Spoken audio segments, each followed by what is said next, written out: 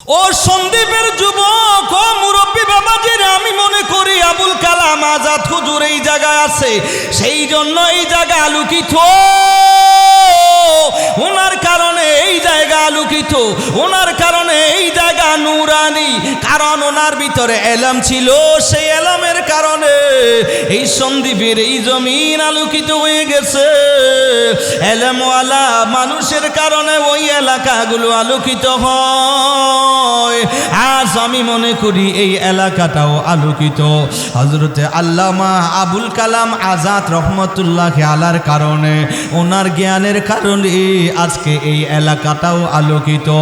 সুতরাং ও মুরব্বী বাবারা, ও যুবক, আবুল কালাম আজাদ রহমতুল্লাহ আলাই যেই আদর্শের ছিল, এই আদর্শরে অনুসরণ করেন, এই আদর্শ থেকে পিছপা হইও না রে যুবক। ও সন্দীপের মুরব্বী বাবারা রে যুবক,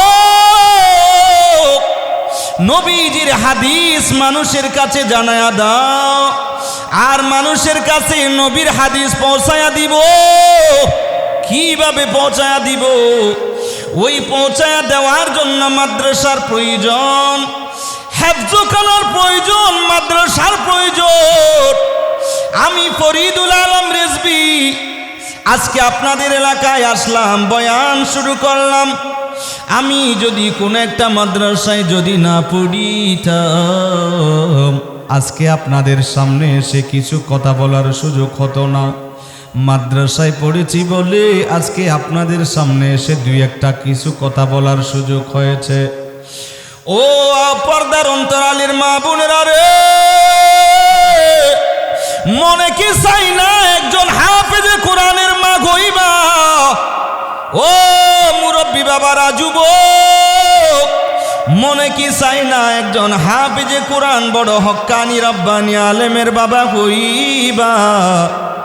মনে যদি চাই তাহলে আপনাদের এলাকায় বিশাল একটা মাদ্রাসা হোক, যেই মাদ্রাসা থেকে বড় আলেম হবে, আর এই জায়গা থেকে পড়ালেখা শেষ করে একজন হক্কানি রব্বানি আলেম হওয়ার জন্য চট্টগ্রাম যাবে। ওই চট্টগ্রাম একটা বড় মাদ্রাসা আছে, চট্টগ্রাম 16 শহরে জামিয়া আহমদিয়া সুন্নি আলিয়া মাদ্রাসা আছে। এই মাদ্রাসায় পড়াশোনা করবে আর হক্কানি রব্বানি আলেম হইবে। আর এক সময় দেখা যাবে আপনাদের এলাকার সেরাক, আপনাদের এলাকার বড় একজন আলেম হইয়া আপনাদের এলাকায় আসিবে। সবাই আপনাকে কত সম্মান দিবে। আপনি একজন হাফেজে কোরআনের বাবা, আপনি একজন আলেমের বাবা।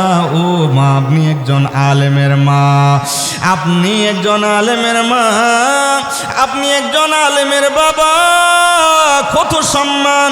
আপনি মারা গেলে সবাই বলবে আজকে হাফেজে কোরআনের বাবা ইন্তেকাল হইছি, আজকে হাফেজে কোরআন হক্কানি রব্বানি আলেমের মা আজকে ইন্তেকাল হয়েছে। কত সম্মান আপনার!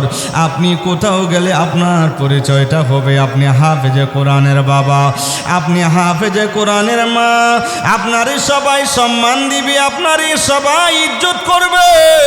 আর আপনি মারা গেলে জানাজা পড়ানোর জন্য আপনার সন্তান দাঁড়াইবে, সবাই বলবে কে আজকে জানাজার নামাজটা আজকে কে পড়াইবে?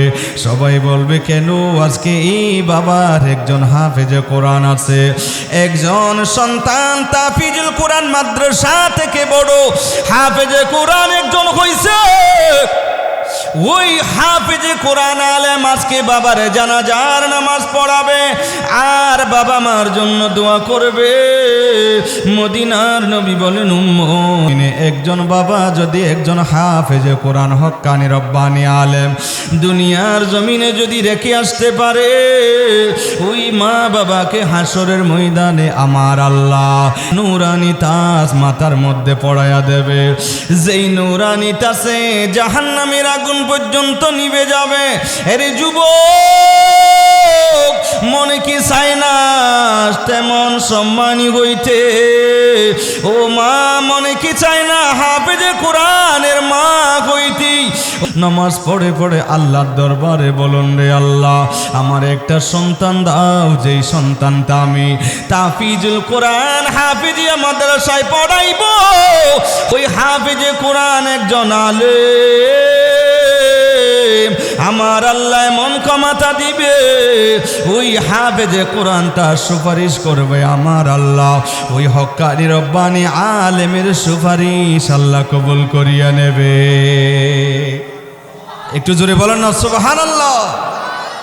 হক্কানি রব্বানি আলেম যারা নবীর ওয়ারিস, এরা কি করবে? এই নবীজির হাদিসগুলো মানুষের কানে কানে পৌঁছাইয়া দেবে। কথা বলেন ঠিক কিনা? নবীজি কি বলেন? বাল্লিগু আন্নি ওয়ালাউ আয়া। আমি নবীজির হাদিসে পাকগুলো তোমরা মানুষের কানে পৌঁছাইয়া দাও। একটু কি জোরে বলা যাবে সুবহানাল্লাহ? নবীজি বলেন ওয়াহাদ্দিসু আন বনি ইসরাইল।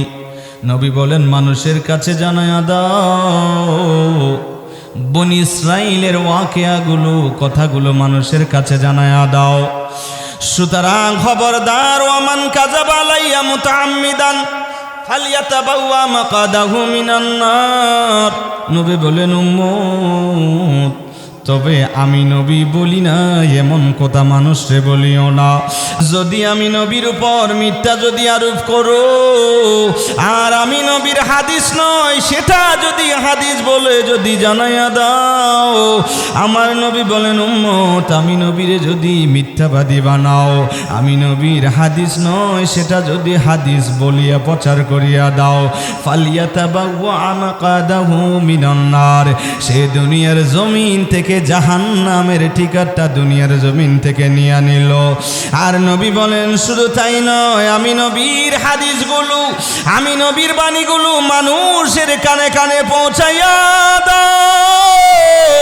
ও মুরব্বী বাবারা, ও যুবক, বলতে চেয়েছিলাম যে কথাটা সেটা হলো, যদি নবীজির হাদিসগুলো যদি জানা প্রয়োজন হয়, তাহলে মাদ্রাসার প্রয়োজন আছে না নাই?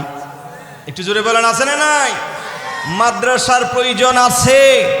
আজ আপনারা সবাই, আমরা সবাই সম্মান করি, ইজ্জত করি কাকে? আলহাজ মাওলানা আবুল কালাম আজাদ রহমতুল্লাহি আলাই। কথা বলেন ঠিক কিনা? আজ উনি আলেম ছিলেন বলেই ওনার সম্মান, উনি নবীজির হাদিসগুলো মানুষের কানে কানে পৌঁছিয়ে দিয়েছে বলেই ওনার সম্মান।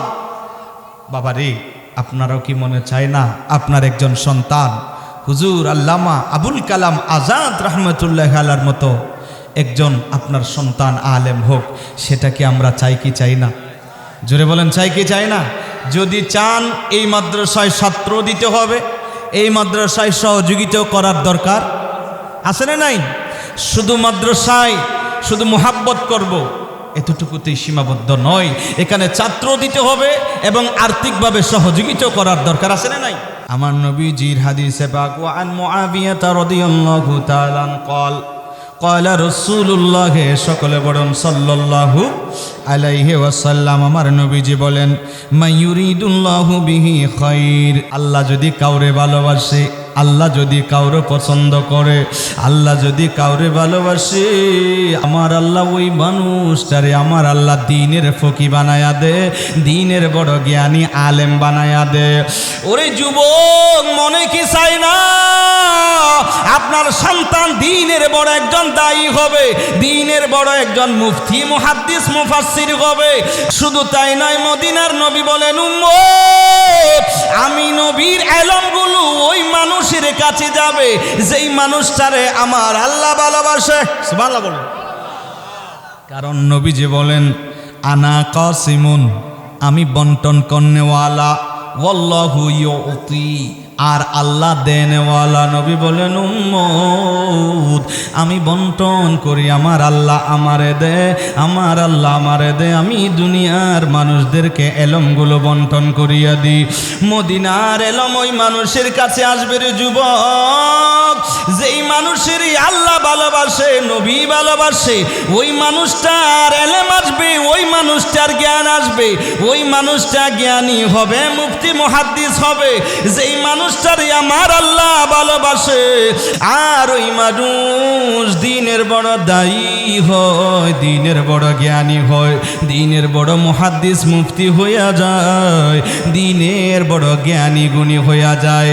দুনিয়ার মানুষেরাও সম্মান দেয়, আখিরাতে ওই মানুষটারে সম্মান দেয়। আমার আল্লাহ রাব্বুল আলামিন ওই মানুষটারে কল্যাণ চায়, ওই মানুষটা কল্যাণ পাওয়ার কারণে দুনিয়া এবং আখিরাত উভয় জগতে ওই মানুষটা বড় কল্যাণ পায়।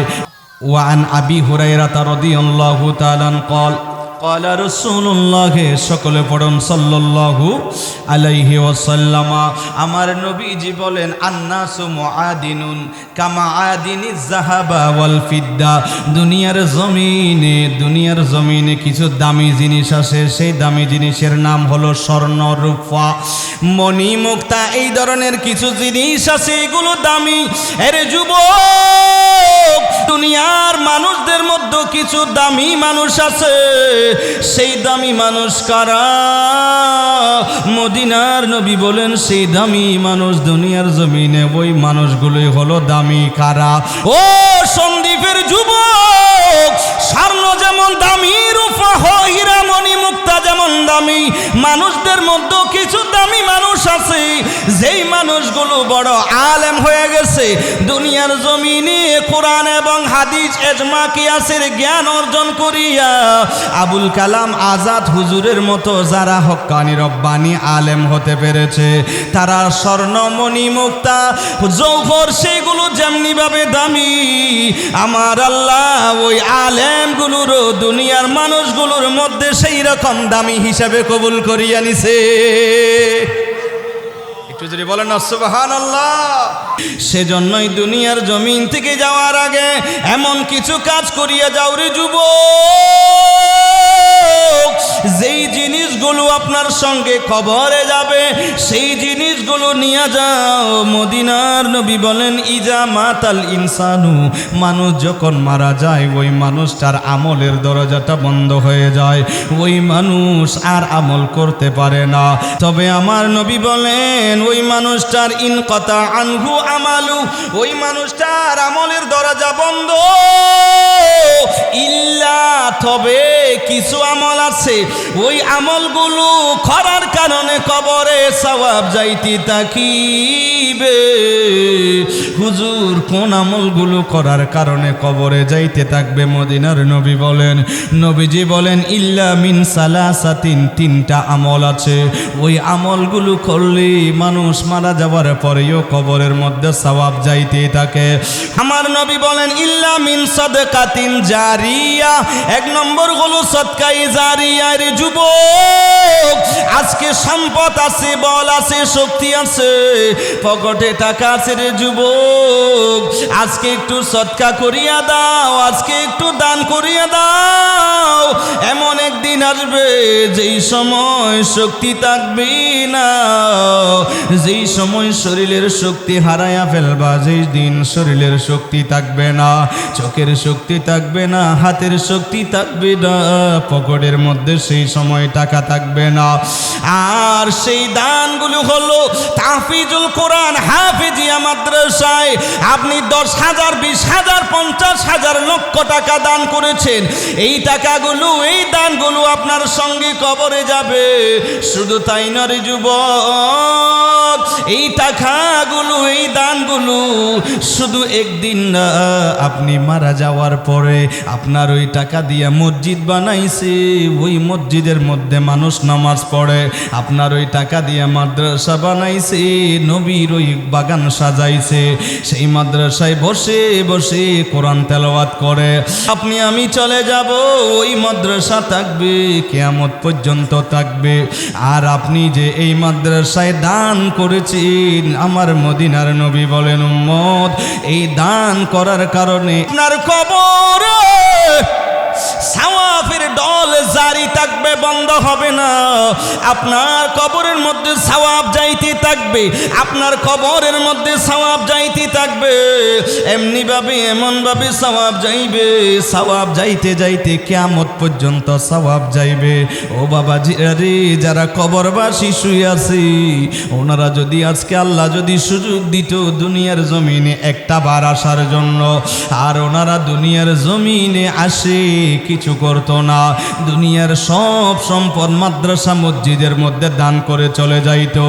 আল্লাহরে বলে, আল্লাহ একটু সুযোগ দাও, দুনিয়ার জমিনে যাইব, আমার সম্পদগুলো আল্লাহ আপনার রাস্তায় আমি দান করিয়া দিব। আমার আল্লাহ বলেন, বান্দা এই কবরে আসার সুযোগ আছে, যাওয়ার সুযোগ নাই। এই কবরস্থানে আসার সিস্টেম আছে, যাওয়ার এখান থেকে চলে যাওয়ার সিস্টেম নাই। আর আমার আল্লাহ বলেন, বান্দা দুনিয়ার জমিনে থাকতে হায়াতটার একটু মূল্যবান করো। আমাদের এখন হায়াত আছে, সুযোগ আছে, একটু মাদ্রাসায় দেওয়ার একটা সুযোগ আছে, ওই কবরস্থানবাসীদের সুযোগ নাই। এই যে সময় আল্লাহ দিয়েছে, সুযোগ দিয়েছে রে যুবক, সেই সুযোগটারে কাজে লাগায়া দাও।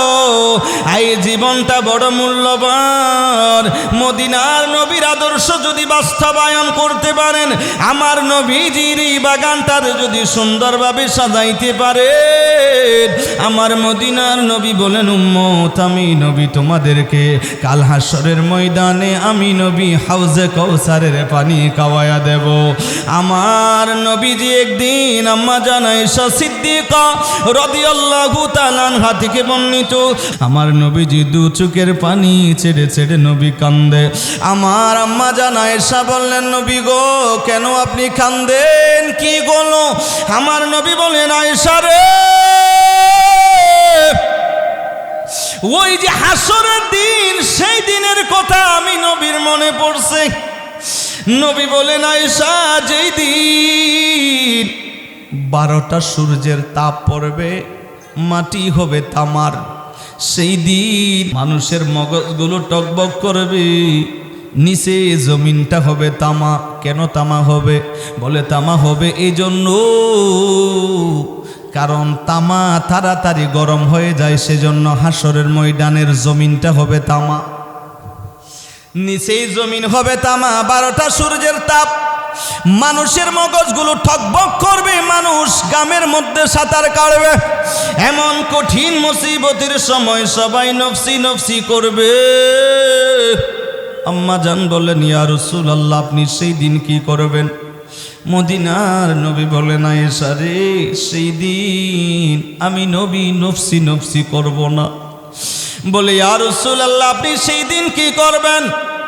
আমার নবী বলেন, আয়েশা রে, সেই দিন আমি নবী দৌড়াদৌড়ি করব, আমার গুনাহগার উম্মতরে যেন বাঁচাইতে পারি।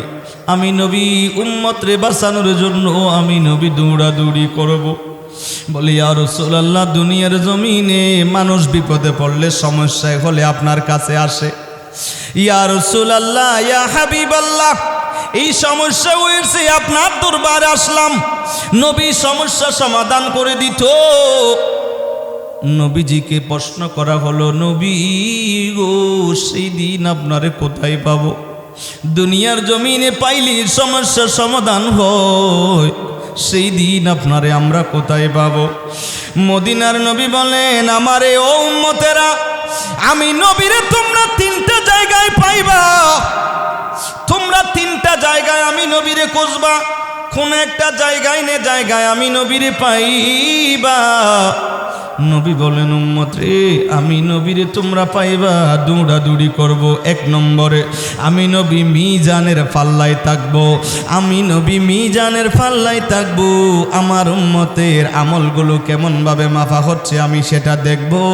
আমার উম্মতগুলোরে বাঁচানোর জন্য মিজানের পাল্লায় আমি নবী দাঁড়াইয়া থাকবো। আর ও মায়ার নবী, সেই দিন যদি আপনার মিজানের পাল্লায় যদি না পাই, সেই দিন আপনার আপনারে আমরা কোন জায়গায় খুঁজব? আমার নবী বলেন সেই জায়গায় যদি আমারে না পাও, ও সাহাবীরা তোমরা সেই দিন আমারে তোমরা ফুলসিরাতের কিনারায় আমারে পায়া যাইবা। একটু জোরে বলেন না সুবহানাল্লাহ। ফুলসিরাতের কিনারে আমি নবীকে পাবা। হাই হাই, নবী দৌড়বে উম্মতদেরকে বাঁচানোর জন্য। একটু কি জোরে বলা যাবে সুবহানাল্লাহ?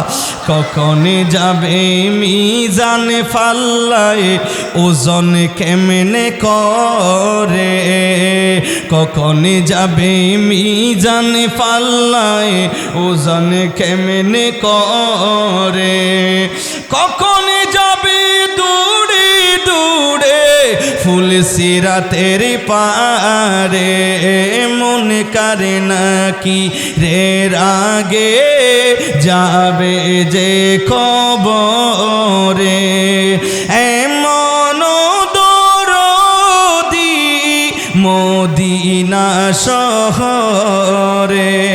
সুবহানাল্লাহ। উম্মতগুলোরে বাঁচাইবার জন্য দৌড়াদৌড়ি করব সেই দিন। হাই হাই হাই, নবীজি দৌড়বে উম্মতগুলোরে বাঁচানোর জন্য। সাহাবীরা জিজ্ঞেস করলেন, ইয়া রাসূলুল্লাহ, যদি মিজানের পাল্লায় যদি না পাই, ফুলসিরাতের কিনারায় যদি আপনি নবীরে না পাই, কোন জায়গায় আমরা যাইব? আমার নবী বলেন, উম্মত যদি সেই জায়গায়ও না পাও, তোমরা আমি নবীরে খোঁজার জন্য তোমরা হাউজে কাউসারের কিনারায় যাইও। হাউজে কাউসারের কিনারায় যাইও, সেই জায়গায় থাকবো আমি নবী উম্মতগুলোরে বাঁচানোর জন্য। সেই দিন হাউজে কাউসারের কিনারায় যাব, আমি নবী হাউজে কাউসারের পানিগুলো উম্মতগুলোরে খাওয়ায় দেব। ও সন্দীপের বাবাজিরা রে যুবক, হাউজে কাউসার নাম শুনছেন, কিন্তু সেই পানিটা আমরা দেখি নাই, কোনোদিন খাই নাই রে বাবারা।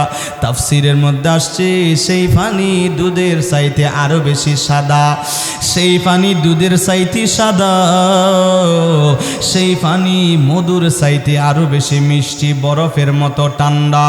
দুনিয়ার জমিনের পানি একবার খাইলে বারবার তৃষ্ণা লাগে, হাউজে কাউসারের পানি একবার যদি পান করে আর তৃষ্ণা লাগবে না।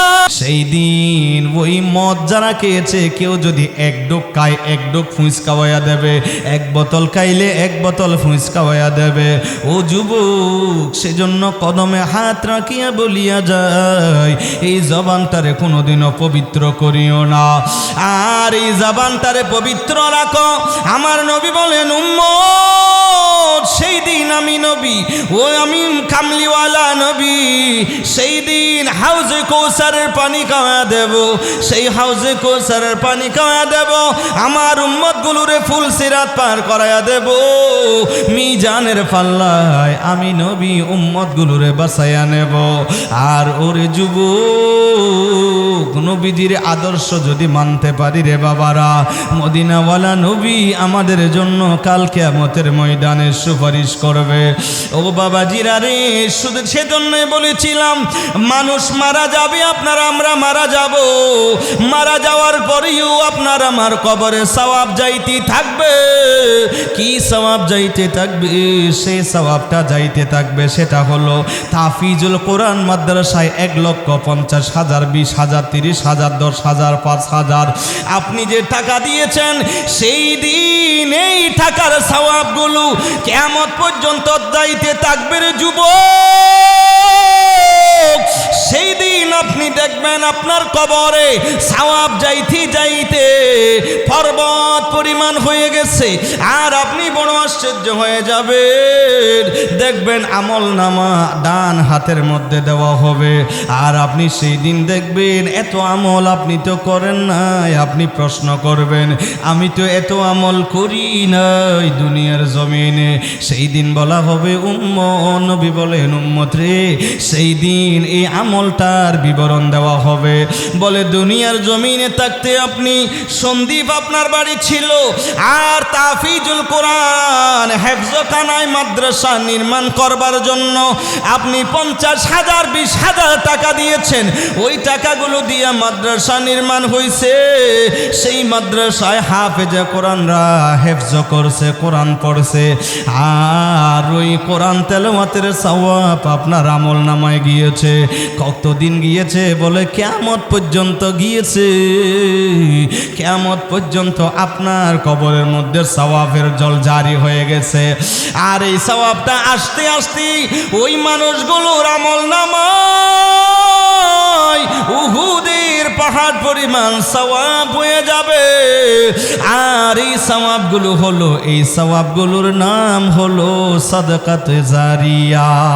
সুবহানাল্লাহ। এটাকে বলা হয় সাদকায়ে জারিয়া। এটা বন্ধ হবে না, জারি থাকবে।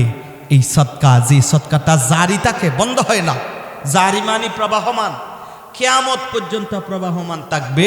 সেটা হলো সাদকায়ে জারিয়া। একটু কি জোরে বলা যাবে সুবহানাল্লাহ?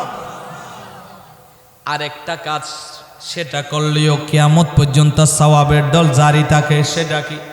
মদিনার নবী বলেন, উম্মত ওয়া ইলমিন, ওই এলম, ওই এলম ইয়ানফাউ বিহি, যেই এলমের কারণে মানুষ উপকৃত হয়েছে, মানুষ ফায়দা হাসিল করেছে। আবুল কালাম আজাদ হুজুর দুনিয়ার জমিন থেকে বিদায় নিয়েছে। উনি দুনিয়ার জমিনে ওনার জ্ঞান, ওনার এলম দ্বারা অনেকগুলোরে এলেম শিক্ষা দিয়েছে। এলম মানি নূর। যেই জায়গায় এলেমওয়ালা মানুষ থাকে সেই জায়গা আলোকিত হয়। ও সন্দীপের যুবক, ও মুরব্বী বাবাজিরা, আমি মনে করি আবুল কালাম আজাদ হুজুর এই জায়গায় আছে, সেই জন্য এই জায়গা আলোকিত। ওনার কারণে এই জায়গা আলোকিত, ওনার কারণে এই জায়গা নূরানি। কারণ ওনার ভিতরে এলম ছিল, সেই এলমের কারণে এই সন্দীপের এই জমিন আলোকিত হয়ে গেছে। এলমওয়ালা মানুষের কারণে ওই এলাকাগুলো আলোকিত হয়।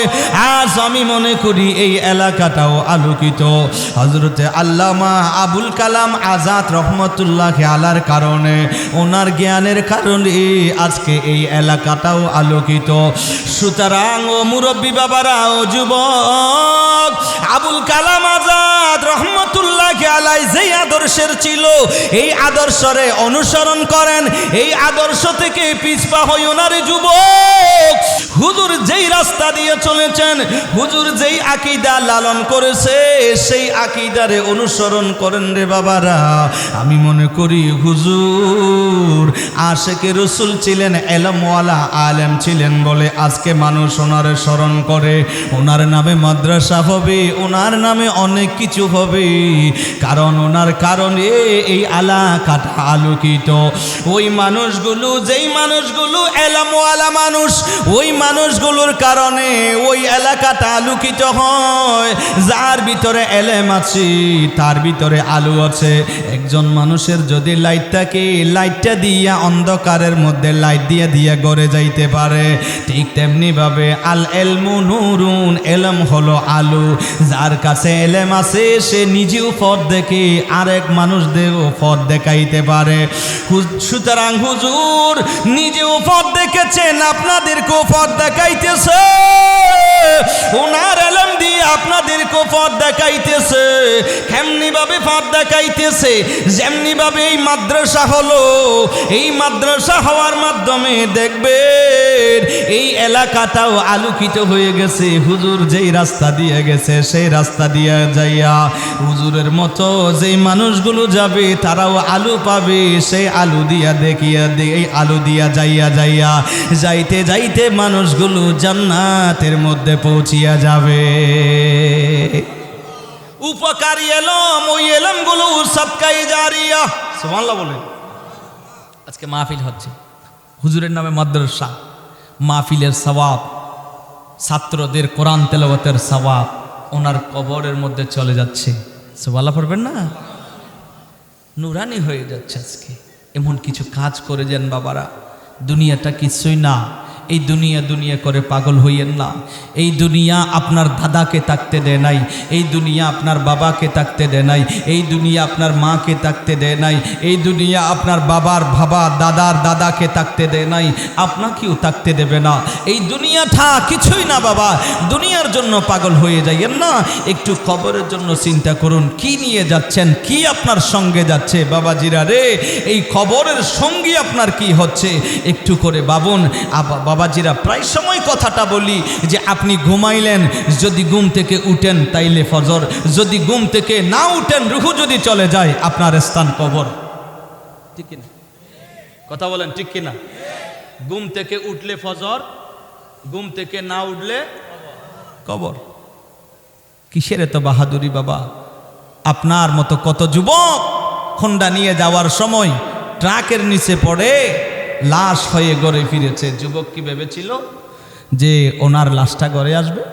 না যুবক রে, এই জন্য দুনিয়া দুনিয়া করে পাগল হইও না। আমি ফরিদুল আলম রেজবি বাবাজিরা রে কদমে হাত রেখে বলিয়ে যায়, যুবক একটু কবরের কথা ভাবো। কত যুবক আজ গান চলাইয়া চলাইয়া আমাদেরকে সম্মান দেয় না, সামনে গান বাজাইয়া বাজাইয়া চলে যাইতেছে। আগেকার মুরব্বীদেরকে দেখলে, হুজুর দেখলে সালাম দিত। আজকাল আমার বাংলাদেশের যুবক ভাইরা হুজুর দেখলে, আলেম ওলামা দেখলে, ময় মুরব্বী দেখলে সম্মান দেয় না, আরও ধাক্কা দিয়ে চলে যায়। আদব কায়দাগুলো চলে যাচ্ছে, গান বাজাইতেছে। আর যুবক ভাইদের মোবাইলে কত ধরনের গান, নাচ গান, নাউজুবিল্লাহ বলে। কদমে হাত রেখে বলি, যুবক একটু পরিবর্তন হোক, আসো, তুবু ইলাল্লাহি তাওবাতান নাসুহা, একটু ফিরে আসো, গুনাহ থেকে একটু ফিরে আসো। আজ তাহফিজুল কোরআন মাদ্রাসা আপনাকে ডাক দিচ্ছে, আপনি আসুন না, সেই মাদ্রাসাকে ভালোবাসুন। আল মসজিদু বাইতুল্লাহ, নবীজি বলেন ওয়াল মাদ্রাসাতু বাইতি, মসজিদ আল্লাহর ঘর, এই মাদ্রাসা নবীর ঘর, এই কোরআনের বাগান। এই কোরআনকে বুকে নেন, দেখবেন এই কোরআন সুপারিশ করে আপনাকে জান্নাতে নিয়ে যাবে। একটু জোরে বলুন না সুবহানাল্লাহ। আল্লাহ আমাদেরকে হেদায়েত দান করুন। দুইটা বলেছিলাম, একটা বলেছিলাম সাদকায়ে জারিয়া, আর একটা বলেছিলাম উপকারী জ্ঞান, উপকারী এলম। তৃতীয় নম্বর আর একটা কি, মদিনার নবী বলেন আউয়ালাদিন সালেহ, নেককার সন্তান, ইয়াদউ লাহু, যে সন্তান মা বাবার জন্য দোয়া করে। সুবহানাল্লাহ বলবেন না? যেই সন্তান মা বাবার জন্য দোয়া করে, ও সন্দীপের যুবক, যেই সন্তান মা বাবার জন্য দোয়া করে, ওই রকম নেককার সন্তান আমার আল্লাহ কুরআনুল কারীমে দোয়া শিখায় দিয়েছে রে যুবক। জুমার দিন আজকাল আমার দেশের যুবকেরা, আমার দেশের মানুষ জুমা পড়ে সবাই ঘরের মধ্যে চলে যায়। মা বাবা অন্ধকার কবরে সাইতু, মা বাবা ডাকে সাগর থেকে উদ্ধার হই, একটা কুল পাইব, একটু নৌকার মধ্যে উঠে যাইব। এই সন্দীপের জমিন আইলাম রে বাবারা, বিশাল সাগর পাড়ি দিয়া, আর এক সময় দেখা যাবে আটলান্টিক সাগর, চতুর্দিকে পানি আর পানি। কোনো মানুষ যদি পড়ে যায়, একটা নৌকা খুঁজবে, একটা জাহাজ খুঁজবে উঠে যাওয়ার জন্য।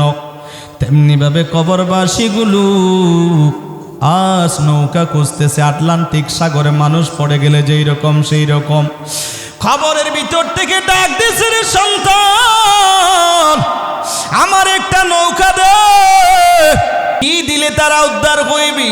আমার নবী বলেন উম্মত, ওই কবরবাসীগুলো চায় বাবারে টাকা পয়সা আমার দরকার নাই, ধন দৌলত দরকার নাই রে বাবা। দুনিয়ার জমিনে বিল্ডিং বানাইয়া দিলাম, জায়গা জমিন ক্রয় করিয়া দিছি রে সন্তান, এইগুলো আমি চাই না বাবারে। আমি চাই একটু আমার কবরের পাশে তুমি একটু আসো, আর আমার জন্য একটু দোয়া করো, একটু সূরা ফাতিহা পড়ো, একটু সূরা ইখলাস পড়ো, একটু দুরূদ শরীফ পড়ো। ও আমার সন্দীপের যুবক, আমার নবী বলেন কোন উম্মত যদি